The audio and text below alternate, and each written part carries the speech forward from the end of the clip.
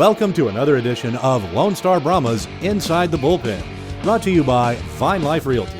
And now, here's your host, Nick Merritt. This ain't the end of me, all the things that I could be, this is the end of you. 2016 Brahmas Bullpen is back for our first episode of the new calendar year. Nick Merrick, Walt Ruff, Chad Seward with you here inside the NITEC Sports Center. We found a cozy spot in suite number 5 for today's podcast episode. We'll keep it short, but there's a lot of things that we certainly need to talk about around Brahmaland, everything important here today, so it'll be good for you guys to tune in and get an idea of everything that happened or maybe what you missed over the holiday season. But for starters, obviously our first time back from the holiday break. Obviously the players had to go over to Topeka. Ourselves and the office staff, at least we got a little bit of time off from that road trip. And now, Walt, you and I looked at it, was it 18 straight weekends with Brahmas hockey? Yeah, well, it's between NA3 and NA15, and then obviously NA3 is already in playoffs, and it's looking likely for Lone Star, so it's certainly going to be more than that. Yeah, so it's going to be busy. It's a busy time second half of the year, and we'll throw some podcasts in from bi-weekly basis when we can. Right off the bat, let's get a little recap of what happened on the Christmas break. First of all, how was Philly, Walt? Did you run up the steps and dance around the Rocky Balboa statue and bang the Liberty Bell and all that kind of fun stuff? No trip to the Philly city for me while I was home. It was a good, fun 2 weeks to be around some friends and family. It was very nice, and feels good to be back, though. I'm excited, ready to work, hungrier than ever for sure. Did you get a cheese with or without? No meat for me. Well, all right. It's good to A Philly cheese. Philly cheese. No steak. Who's got the best one there? Not that you eat meat anymore, but I liked Pat's. They got like Pat's and Geno's there, but then a lot of people say Jim's is good. We had Tony Luke's on campus at Temple, but back from vaguely what I remembered, it's been now probably 6 years since I've had a cheesesteak, but I remember Pat's were pretty good. Wow. Throwback Thursday to Walt when he first made it here to Texas, saying, crap, Texas barbecue, if I break something with a meat, it's going to be something barbecue-y or fried chicken. He's holding strong. Holding strong. We like our meat in Texas. That's true. It's pretty scary. It's always a frightening sight when I walk into the press room on game nights. I see Ricardo's hooked it up with wings. I'm like, oh boy, damn it. Run. They always smell so good. I think wings are my weakness. Yeah, that's the number one thing I miss for sure. Absolutely. Well, I don't miss Enough them. about me, though. Yeah, we just scarf. So, yes, we were on the road to Topeka, or on the road in Topeka the day after Christmas. Yep. So the guys after Christmas break, Topeka plus that first weekend in January in Odessa, the guys went 2-1-1. New acquisitions were made just prior to that. Obviously, Tyler Drevich played in his first game back in Wichita Falls before we took our break from the podcast, so he's now has 6 games under his belt.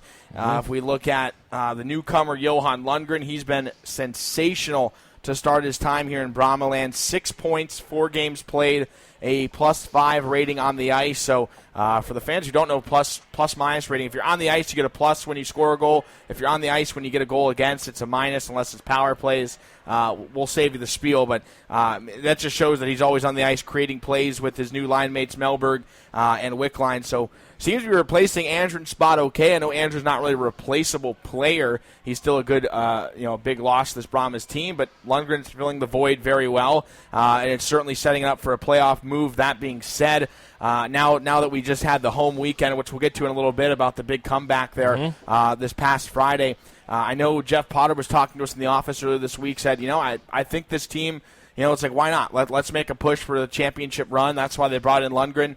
It's obviously his last year of eligibility, just to kind of go off that peak. And they figured, this might be another year. Let's try it again, and why not?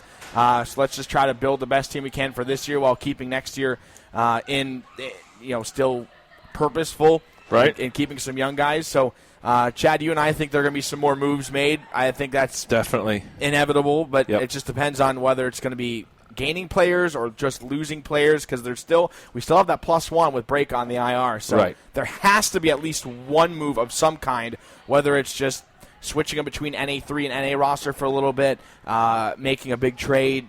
Who knows? Yeah, it's that time of the year where we're going to kind of shuffle around and get ready for the playoffs. And Yeah. like you said, I don't mean it doesn't sound bad, and we're kind of it's cleaning time. No, I mean, it's not like everybody has a for sale sticker on them and we're shopping them to every team in the league. It's Right, nothing right. like that. It's just But hey, Peter Bates kind of came out of nowhere, which we'll get to that trade in a second. But that was a guy. I don't know how many Brahma fans thought he might be a name on the chopping block, and I don't think even Peter knew. He's a great guy, and he did great things in Brahma land, but obviously he just didn't quite fit the role, and the coaching staff felt it was a better void to bring in somebody else new. So I wouldn't say everybody's safe. No, we thought he was probably one of the next two to get that D1 commit.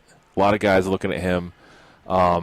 And I think after that showcase. he had even told somebody, I can't remember who he told around here, but that he was planning on coming back for the next year's eligibility. Yes. So, yeah, he said. Well, I think that's why the college talk kind of dwindled a little bit, because I think some guys wanted him next year, knowing he was younger because he's a 1996 birth year. But that still means you have one more year of juniors, and it sounded like he wanted to come back for one more year in junior hockey. like, I'm pretty sure he's turned down offers this year. Probably. Or an offer or offers. Right, whether they were official or kind of so talks.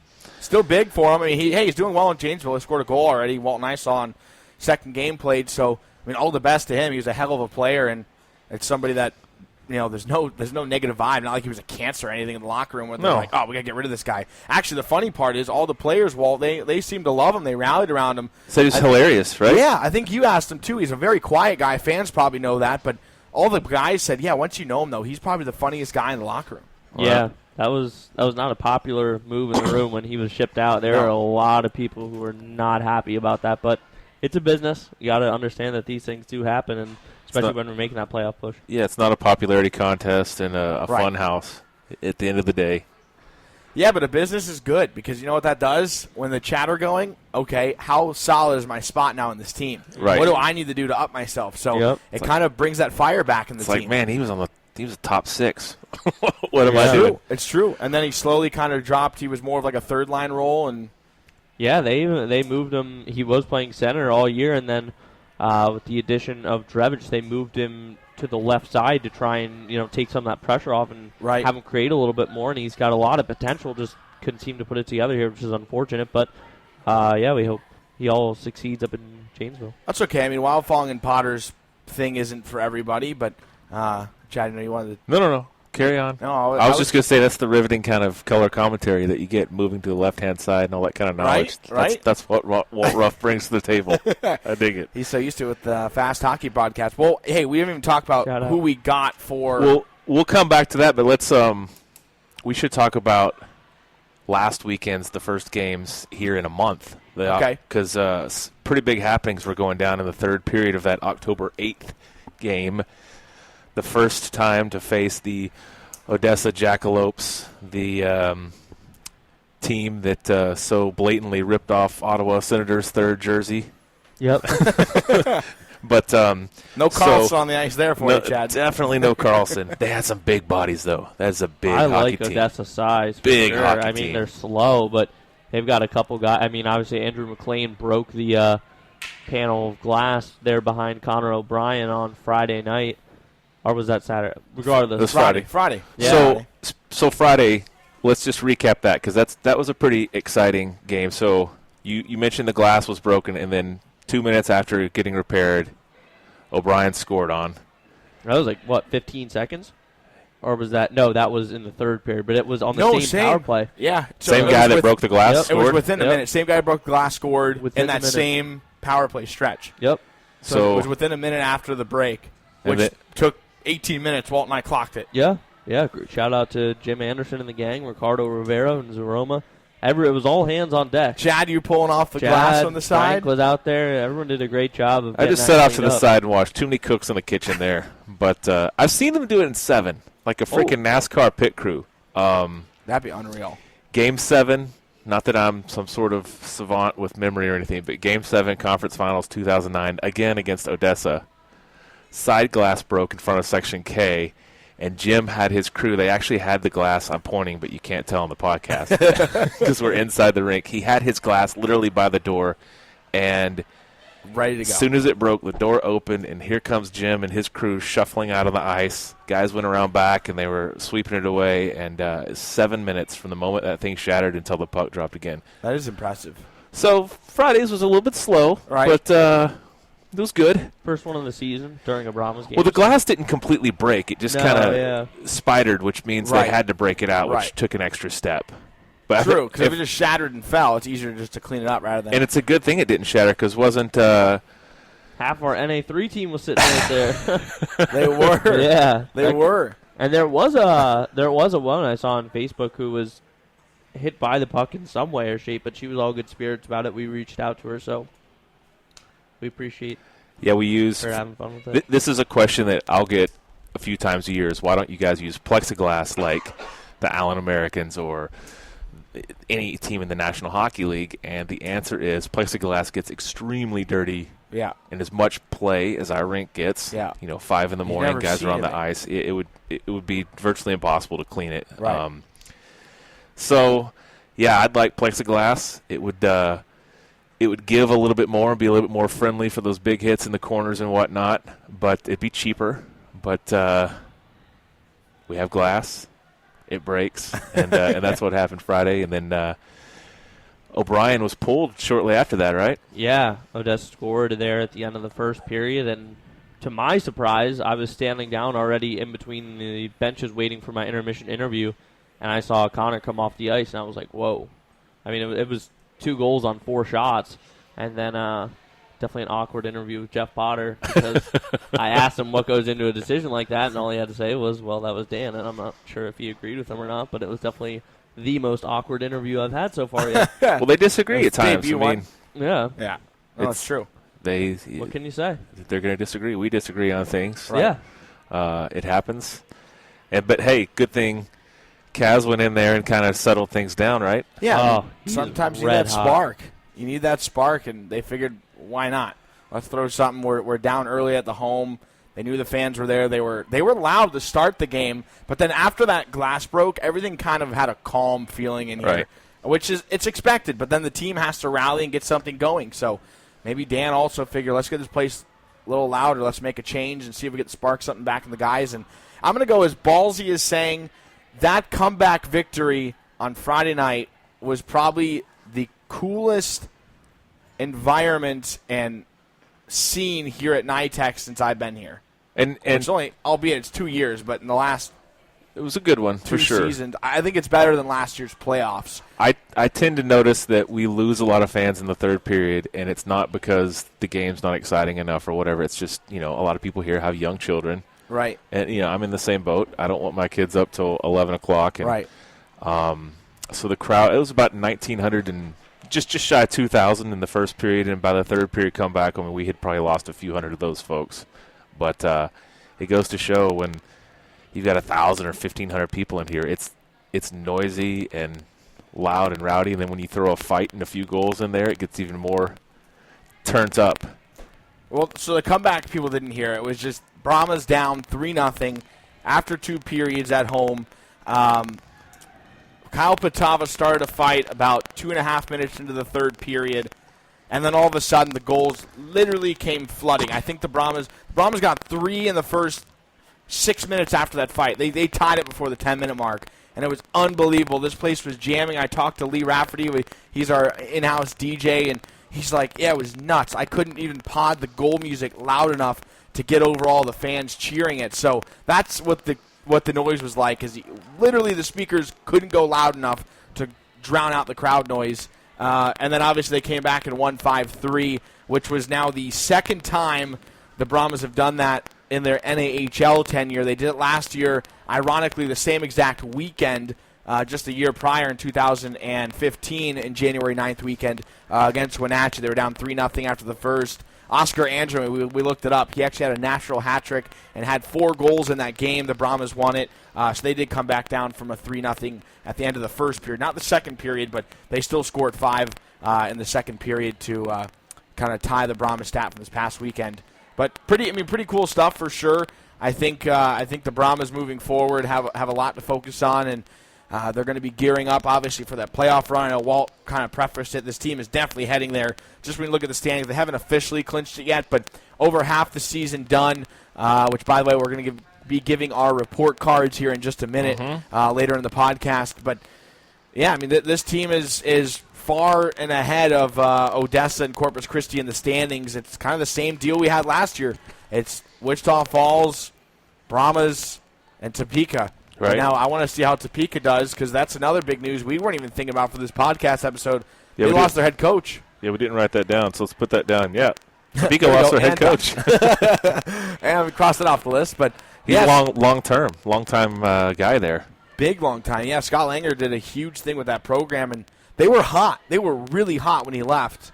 So it's going to be weird to see how they're going to do now in 2016, if they can keep that momentum going. If they the may new get coach hotter. can pick it up, they may spark them more, or they could literally just die off and you throw water over the fire and adios goes Topeka. Well, you guys were talking that crowd was rowdy on the 8th. The crowd on the 9th was much bigger. We were out of mini tickets in the box office. It was kind of a zoo. A zoo down there for sure. Not a zoo Roma, but a literally madhouse. And we expect that again on the 15th. This next weekend, we expect a huge crowd. We've already pre-sold, I think it's 1,700 already. That's great. 3 days away. Yeah.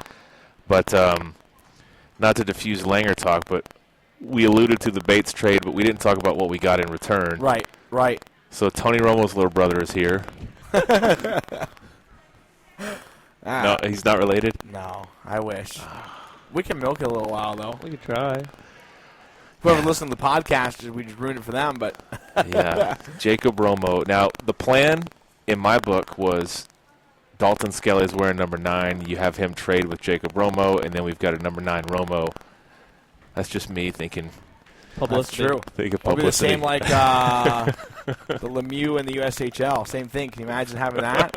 If the Cowboys were still playing, we could go down. Imagine if they had a Ooh. playoff game on Sunday. We could go down, just hold up shirts that said Romo 9 on the back. Someone buys one. Oh, it's a Brahmas logo on the front. What is this? Uh-huh. Yeah, his brother plays for us.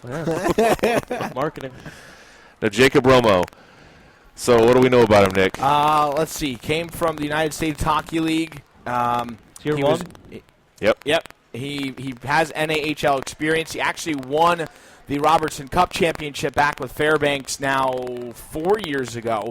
Wow. He played with Fairbanks the following year after their championship. Then he went to the Wilderness, which unfortunately I guess it was 2 years too soon, because then they won it last year. So he's played on 2 championship teams. He won with one of those teams. The other one he wasn't a part of. So he was like 16 when that happened? Yeah, he was very young. And he put up a point per game Huh. when he was just 7. It would have been 17 years old. 18, 19 years old, he went to play with Dubuque Fighting Saints. He missed a year with an injury, so that was unfortunate because that was right after his big season in the NA. So I think he was expected big things, and I talked with one of the guys about it. I forgot who it was, but they were like, yeah, he literally put up over a point per game preseason that year, and he was probably going to be one of the top 6 forwards and dominate in the USHL, but the injury really kind of set him back, so it took him probably a year just to get back in the swing of things. And he's going to Arizona State, so obviously all the personal puns come my way. I'll happily take them because I'm a graduate of Arizona State, so it's nice to have a fellow Sun Devil on board. And yeah, I mean, I kind of heard big things about him. I know, Chad, you talked to Jeff a little bit more about him as well, but he seems to be a pretty good asset for the team, should be a winger, and should play as early as this weekend. Yeah. He's a thick kid, too. As we were talking, that's going to be a problem for other guys in the corners, for sure. And I don't know if Wafong and Potter like divulging line pairings, but I don't know. No, it is. He was skating with... It's coming out tomorrow anyway. Yeah, it's true. He was skating with Patava and Drevich Yep. yesterday. So we'll see if Dan changes that up today here in a bit, or if he wants is to keep prone them to. going. Yeah. I don't think he's going to change anything up though for this weekend because it's basically the same lines. That's why they put Maribel and Christian on that line last It's like weekend. your USHL line, That's basically. the U-show gang. Yeah, right there. yeah. I know that's what we were joking. I said, yeah, put Estes out there. You could have either one of your netminders, and then maybe Giles. He has the Yeah. camp experience. Yeah. They got a whole USHL line. But it's good. It's that's a shocking move, but a good move, I think. It is. I think the guys in his first couple practices too, they seem to think he's going to be a big fit for them. Obviously, haven't really had too much to get to know him yet, but that's a process that everybody goes through, and we'll try to give you guys all the scoop as much as we get to know him as well. So Jacob Romo in. Janesville Jets now have Peter Bates. So Romo will be wearing 14, Bates' old number. So that's confirmed for this weekend. Let's see what else we got. Just big weekends coming up here for the Brahmas. Yeah, we got 3 games in 4 days. So next one not until February. So this will be the Brahmas' last taste. NA3, there's some big things there as well we need to hit on for this weekend. If you want to get extra Brahmas for free, you could see Al Rooney's NA3 NHL Brahmas. And obviously they are doing fantastic in the South Division there. Probably, arguably, have a better chance of winning a championship than Dan and Jeff's team.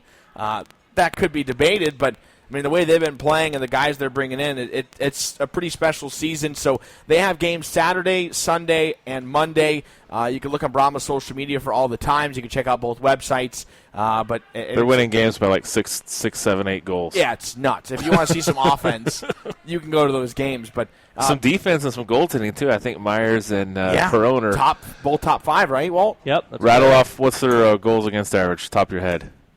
It's low for both of them, right? I think Perone's 1.29 and Myers is 1.81.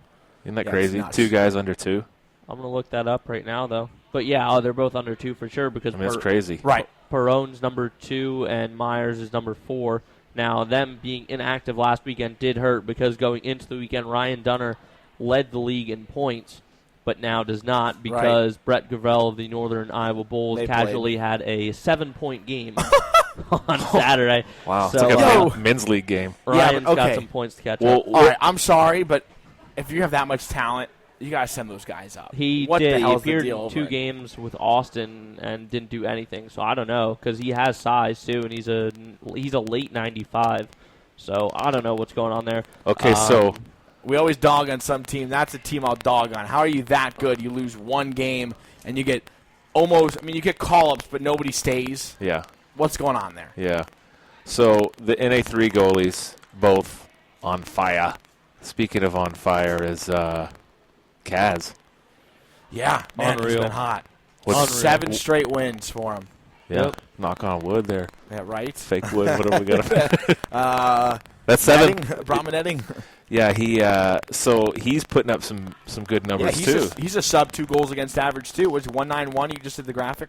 During the streak, he's 1.91 and a 916 save percentage. I'll have to look overall for the season, though. Wow. Season, he's a 905 save percentage. And he's a 203 goals against. There it is. So, pretty. and O'Brien's a 206. So still pretty similar. Right there. So I would expect, I don't know how Dan's thinking, but 2 out of these next 3 games, you're going to see Kaz, I would think. Yeah, I don't know. I mean, I think, frankly, because of how hot he is, he needs to. Sure. But something tells me he's going to go to O'Brien on Friday, which almost always means he's going to go O'Brien, Kaz, O'Brien, based on the recent system. I think he's going to go Kaz, O'Brien, Kaz because Monday's game's Wichita Falls. And I'm with Kaz you on picked up that the one. Sweep Yeah, I'm with you. Wichita I think Falls. we need to see that, but will we? I don't know because we saw last year with Kupski and Black. They just don't change schedules. It was always Black was Friday, Kupski was Saturday. It's a superstitious thing, but I'm with Walt. I think that you're going to play your. I hope so. Not I hope that, so. Not that O'Brien is dog meat or anything, but I think that you go with the hot hand against Wichita 100%. Falls. Superstitious. Connor O'Brien cut all of his hair off. Yeah. Fans will be able to see that this weekend. He also got his mask painted, which is pretty sweet, and he said he needed to change some things up in order to try and get a win. So, see if that does it for him. I hope so. Superstition. I like it. Still good goal. He just kind of unfortunately on the wrong end of things. So you can't things around. win every game, and you can't just dominate it. You're going to go through those lulls, and it's how you respond. So if superstition's his thing, and that's going to give him a spark, then power to him. Hopefully it does. But yeah, I mean, how about let's see what else we got. We got some of the guys in the NA3 moving up. Yeah. Ryan Dunner has been called. I was just writing on North Iowa, but at least the Brahmas are moving up now too. Ryan Dunner, leading point scorer for them, is in Odessa currently in like a tryout period. Don't know if he'll be back this weekend. Maybe so, maybe not. He might go with the team to Topeka. And then also Victor Eck, one of the top 5 scorers on the team. He's over in Springfield with the Junior Blues, and that's another winning program. So Mail time. There's 2 pretty good call-ups, and I don't know if we'll get them back, but if not, I mean, that's great Good for them, yeah. Al doesn't want him back. Not that he doesn't like him, but that's his MO, Right. being in Tier which 3. is a good thing to be. You want to get young guys. It's the opposite of the North Iowa Bulls. They just want to hoard players. They just want to put a blanket championships. over them and keep them locked up in the basement. I mean, I feel you want to win championships, but you got to know the level. That's why I have much more respect for Al when you see coaches like that in North Iowa. When I don't even know what they are. What are they? 40-0-1. It's like they never even lost in regulation, and they're just holding players to win a championship. Like, cool, bro. You won an NA3 championship, and your players don't move up at all. And some of those guys might go D1, but they'll never get the looks they deserve. Yeah. They're That's how I not putting feel. the development in player development, that's for sure. No. Well, let's we got a couple new things here. Yep. We were gonna Report card time? Yeah, let's start get the report cards going. So we're gonna do a first half report card. I don't even know if we're at the halfway point, are we? We're past it. Okay. There's 60 games. We're at game 35 is this weekend. All right. So let's do report cards. The 3 of us go around the horn. Let's do a report card for the defense, the offense, the goalies, and let's do special teams. Penalty kill, power play. Okay. Who want me to start? Sure. Okay, so I'll go defense so far this year. I'm going to give them a B minus. B minus. Think that we've got some. We're looking pretty good, but I think we could do a little better. Tighten things up, and not let as many shots get in on our boys. Offense. Or should we go around with defense? Should we just Yeah, go let's do defense. Let's go around defense. Walt. I'll go with A minus. We've got 7 guys who are all, fortunately right now, knock on wood, healthy and very capable of stepping in the lineup, which allows us to have that rotation. Cam Clark has been unreal, which is taking the pressure off guys like Sean Giles, who he plays with and was expected a lot of out of a returner this year. Brandon Estes, very solid on the back end, so I will give the boys an A minus. Is that what I said, right? Yeah. I'm actually, this is the one I'll go a half a notch up on, and I'm actually going A. Okay. Reason being lowest shots against in the league, second best goals against average in the league. I know that's still a goaltending stat, but defense has a lot of weight on that. And 3 of your top 3 guys in the plus minus category are defensemen, not forwards. So I think they've been doing enough to give the team a chance to win every night. I think there's only 2. I don't even know if there was really a blow. I guess the worst one was probably 4-0 against Wichita Falls here at home. That one weekend was a little rough, but okay, if you have one hiccup out of 34 games played, that's solid enough for an A for me. So all right, so we got a B minus, an A minus, and an A. So I think that the 3 of us, the aggregate score would be an A on defense. So offense. I'll be A minus technically. I think A minus. Yeah. A minus. We'll give him a 93. Yeah. There we go. All right, offense. Offense. Let's go reverse order around the horn. All right, what do you think? offense. I'm just gonna go at a B minus. I'll go right back to Chad. I think it's coming now at this point, halfway point. I think it's gonna climb extremely. I think it's gonna go exponentially. There's the word I was looking for. But right now, it's just they still got to find it. Obviously, you're down 3-0 to Odessa at home. The coaches don't like that. The players don't like that. You got to score a goal in the first 40 minutes Fans against don't like a it team too like much either. Odessa. No, not at all. I think the potential's there, and once everybody's healthy again, there's still the wild card in Breaka. This team could be nuts offensively, but we just haven't seen it. So because the potential's there and they haven't proving it yet, B minus. Okay. Walt? 100% agree. B minus. A lot of potential. Hasn't started clicking yet. Could very well soon. B minus. B minus. All right. I'm going to go C plus. The same things that you guys said. I think we've had too many games where we score 1 or 2 goals. 2 goals. Yeah. I mean, we had a lot of those. And with all the talent that we've got and speed, you would expect a little bit more. But it's still early. These things, nobody's giving them a failing grade. No. You know? So you got a C plus, 2 B minuses. What do you think? That's just a good B? This is an 80. Yeah, it's solid 80. Solid B. Maybe an 82. Maybe an 82. They get a little room to grow. So, all right, goaltending. We'll go reverse order. Goaltending, I'm going to go. Oh boy, that's a tough It's a little tough one. It's a tough one. I'm going to go.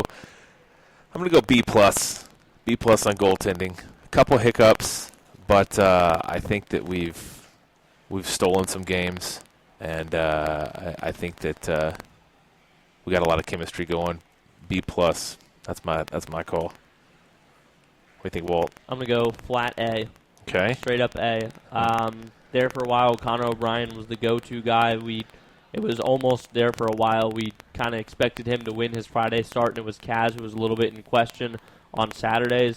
Now it's almost the other way around. Kaz has really stepped up, and we've needed that. And Brahms would be in a world of trouble if Kaz weren't playing as hot as he was right now. So I think both of them, and then shout out Darian Hansen. Shout out Darren Hansen. One win on a shutout.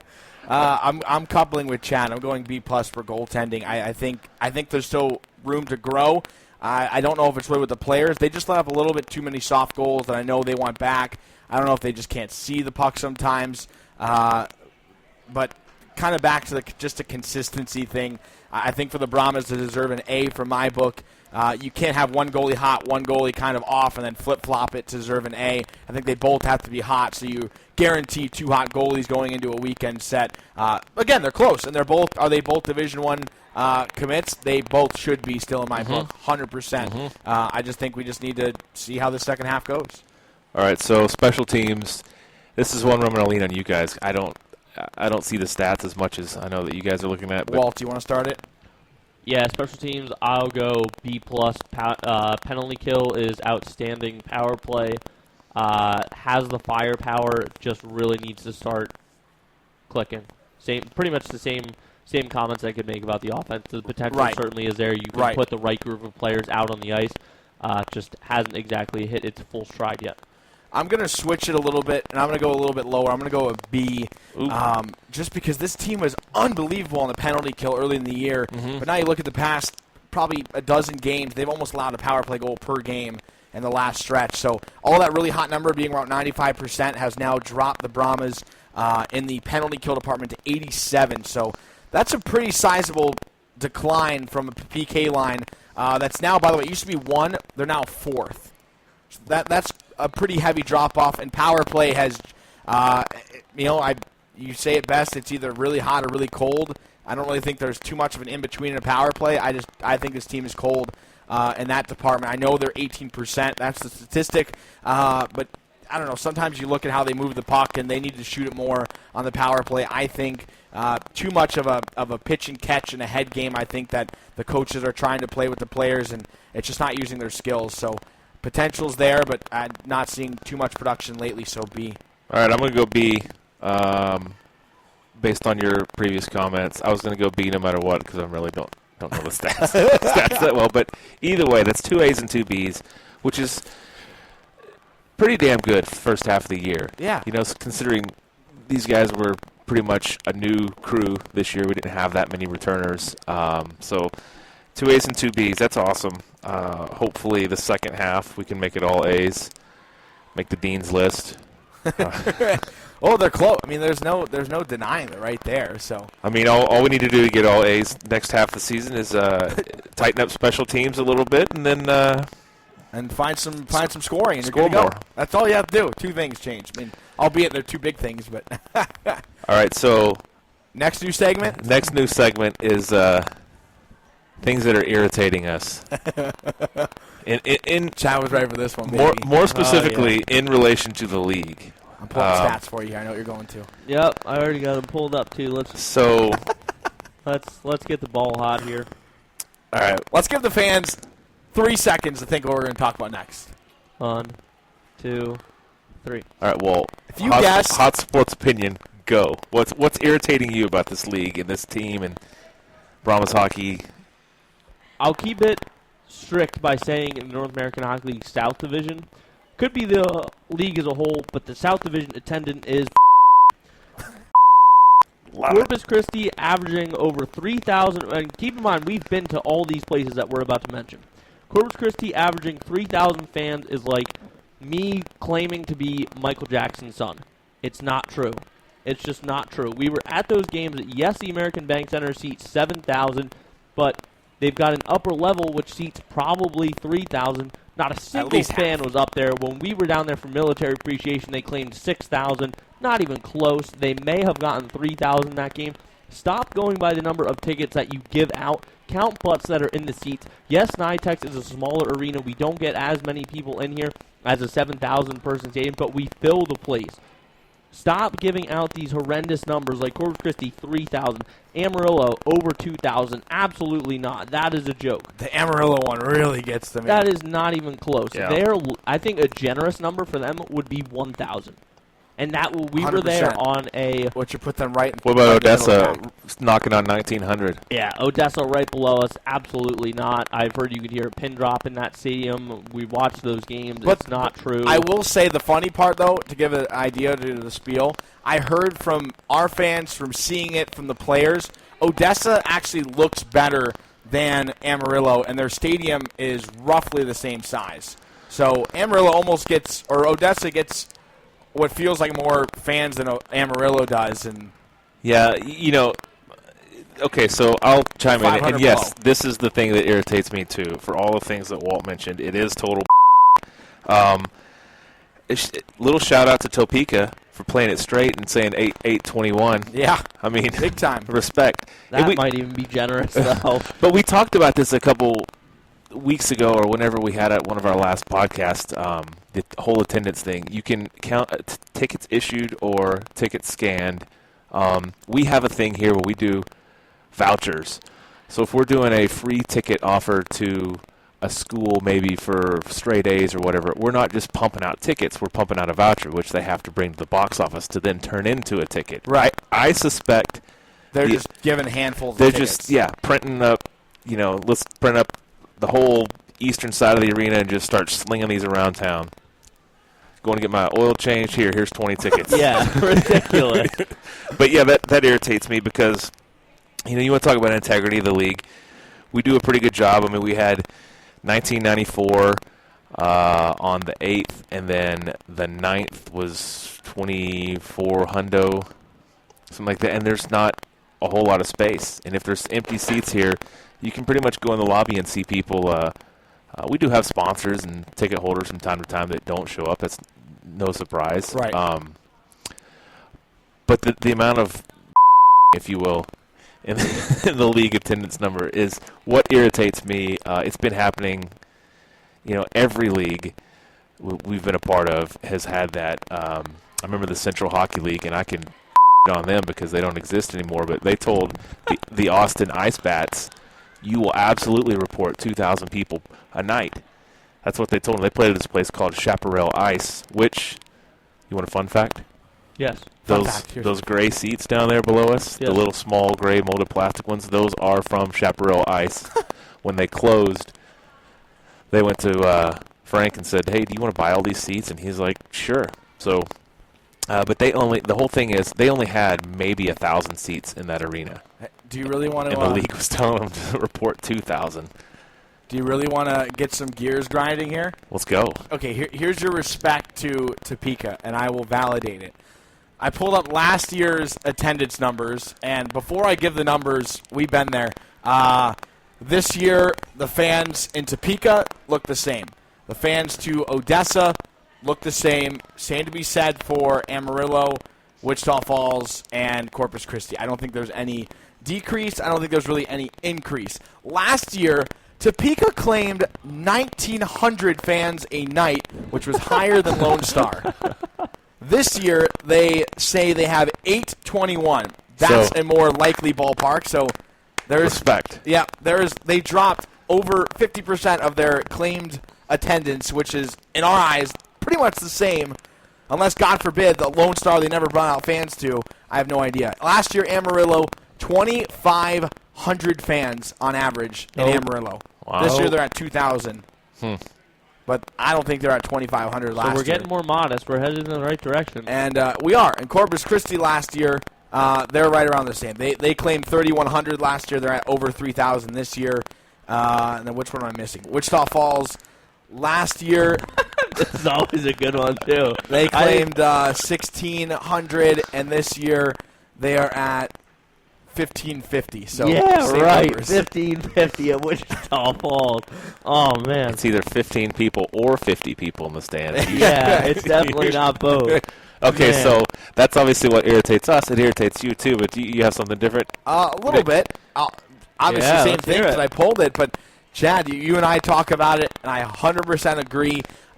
For this league to kind of gain any credibility or any friction kind of around the league or respect, you need to talk within teams. There's no league-wide meeting that organizes these teams to get together. We ask, and they just kind of think it's like, too big of a hassle to do it. Let's not do it. Too much work. It's like you literally just have to bring people in, have 10 things to talk about, and talk about them so we're on the same page, i.e., players are in town. Do I give them free tickets to visiting players? The correct answer, and in my opinion, should be yes. Those players are bringing you revenue. Those players are putting in seats, and those players are buying concessions because mom and dad want to watch them, or girlfriend, or friend, or billets. Yes, give them free tickets on the road. For Christ's sakes, if you're in Wichita Falls, I cannot believe that Walt and I can barely even get a ticket to walk in to broadcast a game. We have to, literally they had to call a manager and be like, who are you? I'm Nick with the Lone Star Brahmas. Who's that? I'm the visiting broadcaster.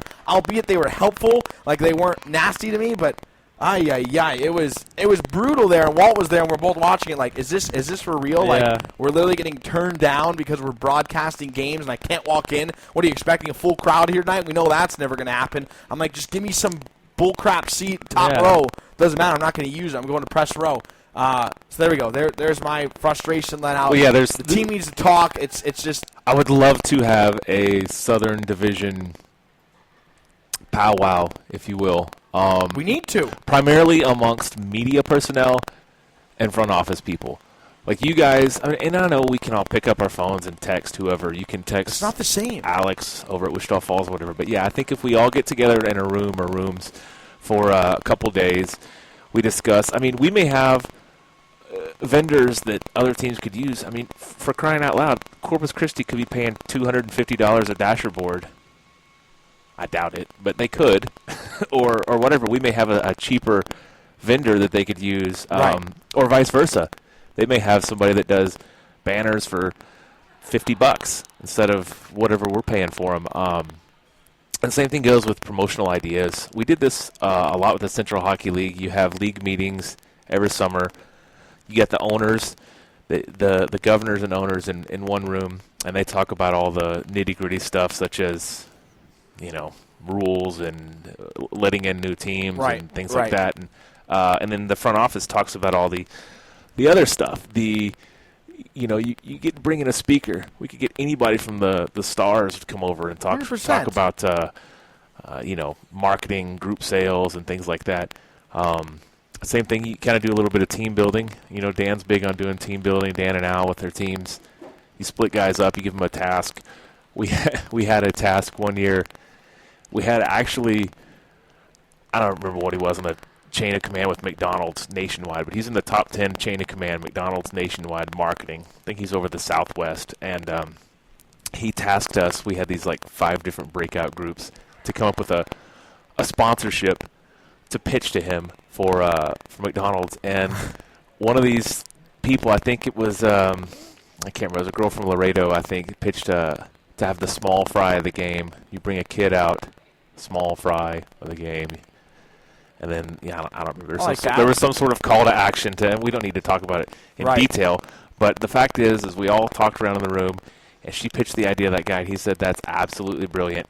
And I think every single one of us went back to our teams and landed some sort of sponsorship deal. We had a small fry.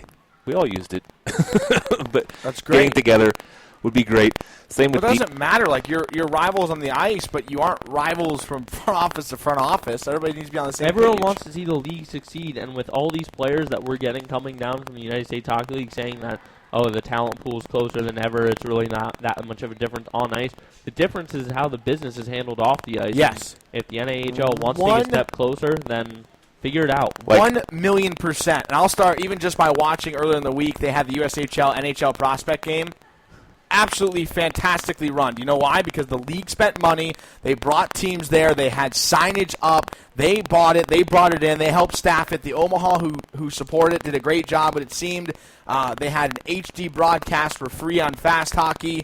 It was legit. Yeah, you could tell everything they were talking about. There was no negative words. They had a crew there for an entire week, albeit, yes, I understand that staff in the front office is bigger than that of the NAHL, but that doesn't mean you can't hire contract-based people to come in for 4 days to work for you. Sure. Like, do other teams in the South have a fan of the year like Keith Hendon? No. Doubt it. No is the answer. Wichita Falls should give it to the guy with the flag. 100%. He win every year. 100%. That's not even up for debate. Well, anyway, yeah, I agree with you. I would love to do some sort of South thing. Well, plus if you talk, then maybe that would spark something like, hey, or even if it wasn't just within the South Division, because we see those teams enough, albeit we don't talk to them enough. Yeah. That's the whole discussion point. But like, if you do a league-wide meeting, that's normal. The coaches do it. The coaches do it every year. They always have a league-wide coaches meeting. Why can't the front office do it? Because then all of a sudden we have talks with Janesville, and Janesville's like, I could probably swing down a bus trip down to Texas. What do you? And then all of a sudden, then the owners start talking off that, and things roll, and it's like, yeah, we can give them. And we don't play Amarillo 10 times in 3 months. Exactly, because we need to talk. Well, that does help the record, though. I will say. Yeah, I agree. I was talking to Tiffany over with Topeka about doing a cross promotion for this Batman and Star Wars, or Batman versus Superman movie. We were talking about doing a jersey Batman thing. Star Wars would be sweet. Just the idea, it was great that she had, and it's kind of the same thing that they did with Wenatchee the year before for Star Wars Night. Right. But the timing of it was terrible. It was like, we've got to decide today, so go get Frank's credit card and let's do this today. And I'm kind of like, well, this is something you hash out in the summer. Maybe the whole South does a Star Wars thing for next year. Yeah. And we all... Well, it wouldn't be Star Wars, probably. Well, could. They're going to have a movie out the next... Do they have one 40? They've got a new movie every year. Rogue One. You want to talk nerd? I'll talk nerd with you. Yeah, I guess I wasn't too in tune with that. We need to get Lee Rafferty over here. Who can give us the whole... He'd Lee be best made for that.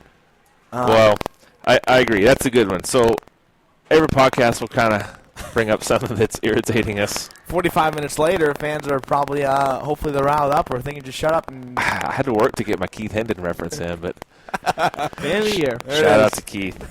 Okay, so the road ahead, we've got, as mentioned, 3 games in 4 days here. Yeah, technically 6 and 4 because the NA3.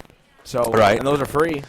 Right, and if you're looking for a good puppy dog or a cat, Yes. this is our now. I'm very, very happy that this is an annual thing now. Love it. Operation Kindness, which is the area's largest no-kill animal shelter. I've actually worked with them and been friends with them for at least 10 years. One of their directors is good friends with my wife, and we've been very close with them. And then, of course, Jim Hanafy, their CEO, is season ticket holder here. He's great. He is fantastic, and we got a special treat in store for the puck drop. Hopefully it works out. All right, we'll keep that. It'll be... Were you here for that? You don't want to spoil it. I'm not going to spoil it. Okay. It's okay. I was here. I heard it. I think you told me. I think Walt knows. Well, maybe not. Maybe A not. little confused. We'll clue him in afterwards. Yeah. So we'll have a special puck dropper, and then last year they adopted, I want to say, a dozen, maybe 1 or 2 more dogs or cats. It was a very successful event for them.